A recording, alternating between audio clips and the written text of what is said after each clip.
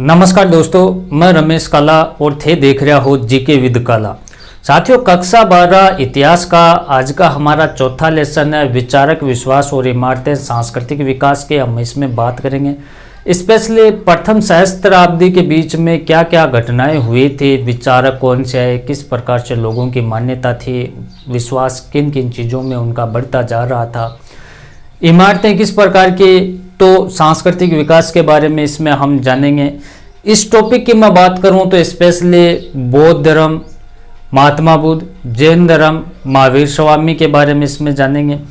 उसके बाद में दो महत्वपूर्ण स्तूप हम जानेंगे, सांची का स्तूप, अमरावती का स्तूप। सांची का स्तूप है वो बचा लिया गया भोपाल की बेगमों के द्वारा, लेकिन अमरावती का स्तूप नष्ट हो गया। इनका कारण हम जानेंगे। स्तूप जानेंगे तो चैत्य जानेंगे, विहार जानेंगे। यज्ञ करवाए जाते थे सुख समृद्धि के लिए, पुत्र प्राप्ति के लिए, साम्राज्य विस्तार के लिए, जैसे अश्वमेध यज्ञ, यज्ञ, राजसूय यज्ञ। तो इन सभी के बारे में इसी आपको लेसन में हम चर्चा करेंगे। एनसीईआरटी के अकॉर्डिंग मैं आपको पढ़ा रहा हूँ, ध्यान से आपको देख लेना है। तो प्रथम सहस्त्राब्दी की मैं साथियों बात कर रहा हूँ। इस काल में बहुत ही महत्वपूर्ण काल है, क्योंकि काफ़ी विचारक, समाज सुधारक मान सकते हो आप, इसमें से पनपे। इनमें भारत के मैं बात करूं तो स्पेशली महावीर स्वामी, महात्मा बुद्ध जैसे दार्शनिकों का यहाँ उद्भव हुआ। यूनान की मैं बात करूं, भारत में कौन कौन से थे साथियों? महावीर स्वामी और महात्मा बुद्ध। ज्यादा हम इनको पढ़ेंगे, महात्मा बुद्ध और महावीर स्वामी को। सांची का स्तूप, अमरावती का स्तूप, इनके बारे में भी हम जानेंगे। पहले मंदिर किस प्रकार के हुआ करते थे। यूनान की हम बात करें दोस्तों तो यूनान में सुकरात आया, प्लेटो आया, अरस्तु आया। ये जो चिंतक थे इनका उद्भव इसी काल में हुआ। इसी समय इमारतें, स्तूप, अभिलेख भी अस्तित्व में आए। इस समय लोगों के सामाजिक आर्थिक जीवन में कई तरीके से बदलाव आए, क्योंकि ऑप्शन मिल गया उनको समाज चेंज का। जैसे जो हिंदू धर्म से, कुरीतियों से या उसको बंधन लग रहा था तो ये इसको छोड़ सकते थे, और जैन बौद्ध धर्म में वो अपना सकते थे। तो परिवर्तन तो हुआ। उसके बाद में चैत्य, विहार, स्तूप, इनको भी हम जानेंगे, लेकिन सीक्वेंस से मैं आपको बता देता हूँ। और सांची के स्तूप बहुत ही मोस्ट इम्पोर्टेंट रहने वाला है। इसमें सांची का स्तूप कहाँ है, किस प्रकार से ये फला फूला, फिर इसको किस प्रकार से बचाया रखा। लेकिन शुरुआत हम कर लेते हैं महात्मा बुद्ध से। महात्मा बुद्ध को आप जाने, इनका जन्म है वो 563 ईस्वी पूर्व में हुआ था। कहाँ हुआ था साथियों? तो कपिल वस्तु के निकट लुम्बिनी वन में हुआ था। छोटी छोटी चीज है, इसके आपको याद रखना है। लुम्बिनी वन में हुआ था। कहाँ हुआ था? 563 ईस्वी पूर्व में हुआ था। कपिल वस्तु के निकट लुम्बिनी वन में हुआ था। पिता का नाम सुदोधन था। पिता का क्या नाम था? सुदोधन था। माता का क्या नाम था? महामाया था। सुदोधन शाक्य गणराज्य से संबंधित थे। माता का क्या नाम था साथियों? महामाया। महामाया 29 वर्ष की अवस्था में ये गृह त्याग करते हैं। कब करते हैं? 29 वर्ष की अवस्था में। पत्नी का क्या नाम था? यशोधरा था। क्या नाम था? यशोधरा था। ध्यान से आपको इनको देखना है। 16 वर्ष की आयु में इनका विवाह हो जाता है। एक इसके पुत्र रहता है, पुत्र का नाम रहता है राहुल। यहाँ महत्वपूर्ण चीज ये बनती है कि 29 वर्ष की आयु में जब वो गृह त्याग करता है तो इस घटना को महाविनिष्क्रमण कहा जाता है। क्या कहा जाता है? महाविनिष्क्रमण। छोटा क्वेश्चन पूछा जा सकता है एनसीईआरटी में, कक्षा 12 इतिहास में बहुत महत्वपूर्ण है। 29 वर्ष की आयु में यह गृह त्याग करता है। इस घटना को क्या कहते हैं? महाविनिष्क्रमण कहा जाता है। ज्ञान की प्राप्ति कहाँ होती है? तो बोध गया विहार में होती है। कहाँ होती है? बोध गया कहाँ है? बिहार में होती है। याद रखना आपको। उसके बाद में इसकी शिक्षा को हम जानेंगे। उससे पहले आप देखें कि प्रथम उपदेश कहाँ दिया था, सारनाथ में दिया था। छोटी छोटी चीजें आपको ध्यान रखना है। महात्मा बुद्ध ने ज्ञान की प्राप्ति कहाँ हुई थी, बोध गया बिहार में हुई थी। प्रथम उपदेश कहाँ दिया, सारनाथ में दिया था। उसका प्रिय शिष्य कौन था, महात्मा बुद्ध का प्रिय शिष्य कौन था साथियों, कौन था, आनंद था। और 483 ईस्वी पूर्व में, कभी की बात कर रहा हूँ, 483 ईस्वी पूर्व में कुशीनगर में इनका देहांत हो जाता है। कुशीनगर में इनका देहांत हो जाता है। कभी की बात कर रहा हूँ 483 ईस्वी पूर्व में। जीवन काल कितने वर्ष का रहा, तो 563 से 483 ईस्वी पूर्व 80 वर्ष का इनका जीवन काल रहा। मोटी मोटी चीज मैंने आपको बताई। महात्मा बुद्ध की जो घटना, ये महात्मा बुद्ध की मृत्यु की जो घटना थी उसे महापरिनिर्वाण कहा जाता है। क्या कहा जाता है, इस घटना को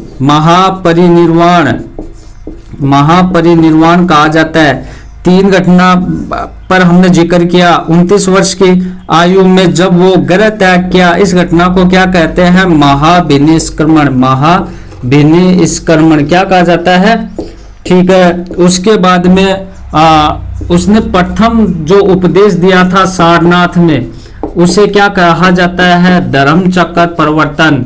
धर्म चक्र परिवर्तन क्या कहा जाता है साथियों, धर्म चक्र परिवर्तन।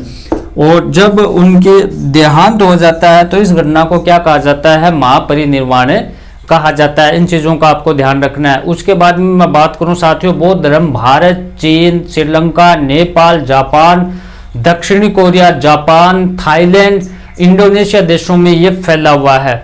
ठीक है, काफी इसका विस्तार हुआ। उसके बाद बौद्ध धर्म की शिक्षा और सिद्धांत देखें।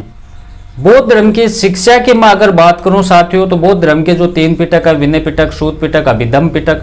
तो सूत पिटक में दी गई कहानियों के आधार पर पुनर्निर्मित इनको किया गया है। और इनकी शिक्षाएं या सिद्धांत कौन से हैं, तो विश्व अनित्य है, विश्व वो चलता रहता है। महात्मा बुद्ध के अनुसार विश्व अनित्य जो लगातार बदल रहा है, इस दुनिया में कुछ भी स्थायी नहीं है साथियों। ये आत्मा के अस्तित्व में विश्वास नहीं करता। मोस्ट इंपोर्टेंट है, बौद्ध धर्म है वो आत्मा के अस्तित्व में विश्वास नहीं करता। इस चीज को आपको ध्यान रखना है कि यह आत्मा के अस्तित्व में विश्वास नहीं करता है। वेदों में भी ये विश्वास नहीं करता है, वेदों को ये झूठ मानता है, ये इसमें भी विश्वास नहीं करता है। मध्य मार्ग को ये अपनाता है कि न तो ज्यादा आपको कठोर तपस्या करनी है और न ही आराम से रहना है, मध्य मार्ग अपनाना है। और इसमें क्या है कि अत्यधिक कष्ट शरीर को नहीं देना है, न ही भोग विलास में रहना है। इन दोनों के बीच को मध्य मार्ग बताया गया है, इसको अपनाने पर बल दिया गया है। इसके अनुसार ही मनुष्य मोक्ष की प्राप्ति कर सकता है। अनिश्वरवाद पर इन्होंने बल दिया है। अनिश्वरवाद क्या होता है कि महात्मा बुद्ध ईश्वर की सत्ता में विश्वास नहीं करता, वेदों में विश्वास नहीं करता, आत्मा में विश्वास नहीं करता, ईश्वर की सत्ता में विश्वास नहीं करता। और जो बौद्ध धर्म है वो प्रारंभिक परंपराओं में भगवान के होने न होने की पुष्टि भी वो नहीं करता। महात्मा बुद्ध के अनुसार समाज का निर्माण मनुष्य ने किया है, न कि कोई ईश्वर ने किया है। तो महात्मा बुद्ध के अनुसार समाज का निर्माण मनुष्य ने किया है, न कि ईश्वर ने किया है। इसलिए महात्मा बुद्ध ने राजाओं और अमीर व्यक्तियों को दयावान होने की सलाह दी है। अहिंसा की मैं बात करूं तो बौद्ध धर्म अहिंसा में विश्वास रखता है। बुद्ध के अनुसार किसी भी जीव की हत्या नहीं करनी चाहिए। निर्वाण की मैं बात करूं साथियों, तो बुद्ध के अनुसार अहम और इच्छा को समाप्त कर देना चाहिए। किसको, अहम और इच्छा को समाप्त कर देना चाहिए। ऐसा करने से मोक्ष की प्राप्ति होती है। जाति प्रथा का ये विरोध करते हैं। हम शिक्षा देख रहे थे तो जाति प्रथा का ये विरोध थे, बिल्कुल इसका विरोध करते हैं। इनका क्या मानना था कि कोई भी व्यक्ति ऊंच नीच जाति का नहीं होता, सभी है वो मोक्ष के कर्म के आधार पर उनको जाना जाए। सभी मनुष्य एक समान है। 4 आर्य सत्य, 4 आर्य सत्य में 4 आर्य सत्य कौन कौन से हैं, तो 4 आर्य सत्य में हो गया, पहला हो गया दुख। और ध्यान से देखना, ये 4 आर्य सत्य हैं। और उसके बाद में दुख निरोध मार्ग, ये 4 आर्य सत्य महात्मा बुद्ध ने बताए हैं। तो इसमें क्या क्या बताया है, पहला कि दुख, ये संसार आपको क्या है कि दुखमय है, संसार में दुख ही दुख है। उनका ये मानना है कि पूरा संसार दुखमय है, संसार में दुख ही दुख है। दुख समुदाय की मैं बात करूं तो दुख और कष्टों का कारण है वो तृष्णा है, कि इन दुखों का कारण क्या है, तृष्णा है। अब इससे कैसे बचा जा सकता है? तो इनका ये मानना था कि तृष्णा को नष्ट होने से दुखों का अंत होता है। दुख का कारण बताया तृष्णा के नष्ट होने से ही दुखों का अंत होगा। दुख निरोध मार्ग की मैं बात करूं तो तृष्णा के विनाश के लिए अष्टांगिक, अब पहले ये कह दिया कि सभी संसार है वो दुखमय है, दुख व्याप्त है। अब दुख समुदाय में ये कह दिया कि दुख का कारण तृष्णा है। तीसरे दुख निरोध में ये कहा है कि दुख से अगर बचना है तो आपको तृष्णा को मारना होगा, इससे बचना होगा। अब चौथे में इसका मार्ग बताया दुख निरोध मार्ग में कि इस तरह तृष्णा से कैसे बचा जाए। तो इसके लिए बचने के लिए इन्होंने अष्टांगिक मार्ग दिया है, 8 मार्ग दिया है। वो है सम्यक दृष्टि, सम्यक संकल्प। सम्यक दृष्टि का मतलब सत्य विश्वास या इसका दृष्टिकोण हो गया। उसके बाद में सम्यक संकल्प, तो सत्य संकल्प या इसका विचार वो सत्य होना चाहिए। कौन क्या बताया? सम्यक दृष्टि, सम्यक संकल्प, सम्यक वाणी, इस प्रकार से उन्होंने 8 बताए। कौन कौन से बताए? सम्यक वाणी, सम्यक कर्मांत, सम्यक आजीव, सम्यक व्यायाम, सम्यक समाधि। इस प्रकार से तो सम्यक वाणी का हुआ कि मधुर वचन बोलने चाहिए। सम्यक कर्मांत का मतलब हुआ कि सदाचार पूर्ण आचरण करना चाहिए। सम्यक आजीव का मतलब हुआ कि सदाचार पूर्ण साधनों से आजीविका का निर्वाह करना चाहिए। और सम्यक व्यायाम का मतलब है कि सम्यक स्मृति बरतनी चाहिए। सम्यक समाधि में चित्त की एकाग्रता होनी चाहिए। तो इसे इन मार्गों को अपनाकर हम दुखों से बच सकते हैं। स्वावलंबन पर बल दिया उन्होंने। शिक्षा हम पढ़ रहे थे तो महात्मा बुद्ध ने स्वावलंबन पर बल दिया। बुद्ध का मानना था कि मनुष्य स्वयं अपने भाग्य का निर्माता है, समय अपने भाग्य का निर्माता है। अपने काम उसको समय को करना चाहिए, समय के लिए खुद ही दीपक बनना होगा आपको। फिर बौद्ध धर्म के तेजी से फैलने के क्या कारण थे? नेक्स्ट पॉइंट है कि बौद्ध धर्म हमने देखा था काफ़ी देशों में फैला, तो इसका क्या कारण रहा कि वो तेजी से फैल गया? तो तेजी से फैलने के कारण ये रहा साथियों कि लोग धार्मिक प्रथाओं से असंतुष्ट थे। उससे पहले काफ़ी जो धर्म थे उनकी जो प्रथाएं थे इससे लोग असंतुष्ट थे। बौद्ध धर्म एक सीधा सरल धर्म था, इसलिए ये धर्म स्त्री और पुरुष को अपनी ओर आकर्षित कर रहा था। बुद्ध के समय हिंदू धर्म में कई प्रकार की कुरीतियां व्याप्त थी, उनमें जटिलताएं थे, इसलिए बौद्ध धर्म को लोग अपना रहे थे। बौद्ध धर्म में जन्म के आधार पर श्रेष्ठता को न मानकर कर्म के आधार पर श्रेष्ठता को माना गया। बौद्ध धर्म में सभी व्यक्तियों को एक समान माना गया। बौद्ध धर्म में प्रचार प्रसार के लिए सम्राट अशोक, अजातशत्रु जैसे राजाओं ने काफी योगदान दिया। इस कारण से बौद्ध धर्म वो तेजी से फैलता चला गया। फिर विनय पिटक में बौद्ध भिक्षुओं और भिक्षुणियों के लिए नियम कौन कौन से हैं? विनय पिटक, सूत पिटक, अभिधम पिटक, 3 पिटक थे। तो विनय पिटक में बौद्ध भिक्षुओं और भिक्षुणियों के लिए नियम कौन कौन से थे वो आप देखें कि जब कोई भिक्षु कंबल या गलीचा बनवाता था तो उस भिक्षु को कम से कम 6 साल तक यूज करना होता था। उसके बाद यदि कोई भिक्षु किसी गृहस्थ के घर भिक्षा मांगने के लिए जाता था तो वो 2 या 3 कटोरा ही ले सकता था भिक्षा के रूप में, इससे ज़्यादा नहीं ले सकता था।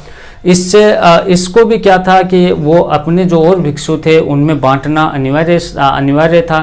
यदि कोई भिक्षु मठ से बाहर जाता था तो वो अपने बिस्तर वो समेटने उसे होते थे, ऐसा नहीं करने पर वो अपराधी माना जाता था। उसके बाद हम देखें कि नियतिवाद और भौतिकवादियों के विचार और इनमें क्या अंतर है। तो एक तो हो गया नियतिवाद, ध्यान से देखें, और दूसरा हो गया भौतिकवाद। अब इन दोनों को आप समझे साथियों। अब मैं बात कर रहा हूँ कि ये बौद्ध धर्म होने के बाद में अमरावती सांची स्तूप हम देखेंगे, जैन धर्म को भी देखेंगे। बहुत ही महत्वपूर्ण टॉपिक है तो इसको अच्छे से आपको देखना है। तो नियतिवादी मखली गोसाल नामक व्यक्ति नियतिवादियों के प्रमुख दार्शनिक थे। तो कौन थे? मखली गोसाल। मखली गोसाल, ध्यान दें साथियों, ये प्रमुख दार्शनिक थे। कौन थे? मखली गोसाल, ये नियतिवादियों के प्रमुख दार्शनिक थे। नियतिवादियों का ये मानना है कि सब कुछ पहले से ही निर्धारित है। नियतिवादियों का क्या मानना है कि सब कुछ पहले से ही निर्धारित है। और सुख और दुख पूर्व निर्धारित मात्रा में माप कर दिए गए हैं। पहले से ही यह सुख दुख है कि आपको इतने सुख मिलेंगे, इतने दुख मिलेंगे, ये पहले से ही माप कर दिए गए हैं। संसार में इसको कोई बदल नहीं सकता। सुख और दुख को दान करना या तपस्या करना हटाया बढ़ाया नहीं जा सकता। जो सुख और दुख है उसको इनका ये मानना है कि दान करने से, तपस्या करने से इनको बढ़ाया या घटाया नहीं जा सकता। और नियतिवादी के अनुसार जो भाग्य में लिखा है उसे भोगना ही पड़ेगा। नियतिवादी क्या मानते हैं कि जो भाग्य में लिखा है वो भोगना ही पड़ेगा, कर्म में जो लिखा है वही मान्य होगा। भौतिकवादी, इस भौतिकवादियों के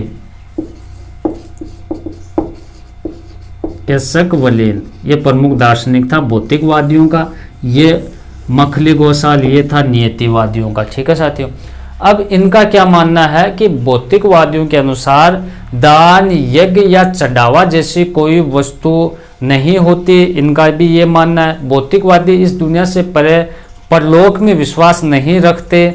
भौतिकवादियों के अनुसार मनुष्य 4 तत्वों से बना है। जब वह मरता है तो मिट्टी वाला अंश पृथ्वी में, जल वाला अंश जल में, गर्मी वाला अंश आग में, सांस वाला अंग वायु में मिल जाता है और इसकी इंद्रिय वो अंतरिक्ष में मिल जाती है। दान देना व तपस्या करना ये सफ़ेद झूठ है, ये मूर्खों का सिद्धांत है, क्योंकि मृत्यु के बाद कोई नहीं बच पाता। ये भौतिकवादी को मानते हैं। हम सांची और अमरावती के स्तूप को जानेंगे। तो स्तूप के साथ में जुड़े हुए हैं चैत्य विहार और स्तूप। ध्यान दें, चैत्य विहार और स्तूप। पहले इनको आप थोड़ा सा समझ लें कि ये होता क्या है। अब ध्यान से देखें कि शवदान के बाद शरीर के कुछ अवशेष, शवदान कर दिया, ठीक है, उसके शरीर के कुछ अवशेष टिल्लों पर सुरक्षित रख दिए जाते थे। ये टिल्ले चैत्य कहलाए। ठीक है, टिल्लों पर रख दिए जाते थे, उन टिल्लों को चैत्य कहा गया। विहार की मैं बात करूं तो बौद्ध धर्म के निवास स्थान को विहार कहा जाता है। चैत्य, विहार, स्तूप तीनों बौद्ध धर्म से संबंधित है। तो बौद्ध धर्म के निवास स्थान को विहार कहा जाता है। स्तूप कुछ पवित्र स्थानों पर, कुछ पवित्र स्थानों पर बुद्ध से जुड़े हुए कुछ अवशेष, उनकी अस्थियां वगैरह है वो गाड़ दी जाती थी। ये टिल्ले थे, ये स्तूप कहलाए। ठीक है साथियों, अब देखो सांची के स्तूप को इसमें हम जानेंगे कि सांची के स्तूप के संरक्षण में भोपाल के बेगमों का योगदान किस प्रकार से रहा। मध्य प्रदेश में यह सांची का स्तूप था। भोपाल मध्य प्रदेश में ये स्थित है। अमरावती का स्तूप नष्ट हो गया लेकिन सांची का बचा रहा। क्यों बचा रहा? क्योंकि भोपाल की बेगमों ने उनको योगदान दिया था। किस प्रकार से? सांची का जो स्तूप है साथियों मध्य प्रदेश भोपाल में स्थित है। सम्राट अशोक ने इसको बनवाया था। खोज 1818 में इसकी हुई थी। इसके रख रखाव के लिए भोपाल के बेगमों ने काफी योगदान दिया, इसलिए ये बचा रहा। क्या योगदान दिया कि सांची के स्तूप के रख रखाव के लिए धन का अनुदान दिया गया था। पैसों बिना तो कोई काम होता ही नहीं, आपको पता है। सुल्तान जहां बेगम ने ग्रंथों और पुरा वस्तुओं को रखने के लिए एक संग्रहालय और अतिथिशाला बनाने के लिए अनुदान भी दिया था। जॉन मार्शल ने सांची के स्तूप पर ग्रंथ लिखे जिसे सुल्तान जहां बेगम को भेंट में दे दिया गया था। सुल्तान जहां बेगम ने जॉन मार्शल की पुस्तकों के प्रकाशन के लिए अनुदान भी दिया था। कुछ मोटी मोटी चीजें मैंने बताई। फिर अमरावती का नष्ट हो गया, सांची का बच गया। वहां तुलनात्मक दृष्टि से इसको और अच्छे से हम समझेंगे। थोड़ा सा बौद्ध धर्म और बच गया, जैन धर्म बच गया, तो उसको हम नेक्स्ट पार्ट में लेकर आएंगे साथियों। तो इस टॉपिक को अच्छे से आप देखें। प्ले लिस्ट हिस्ट्री की बना रखी है, कंप्लीट हिस्ट्री आपको मिलेगी। डिस्क्रिप्शन में लिंक मिलेगा, ब्लॉग चैनल है उसका भी लिंक मिलेगा, तो उसे भी आप सब्सक्राइब जरूर करें। धन्यवाद साथियों।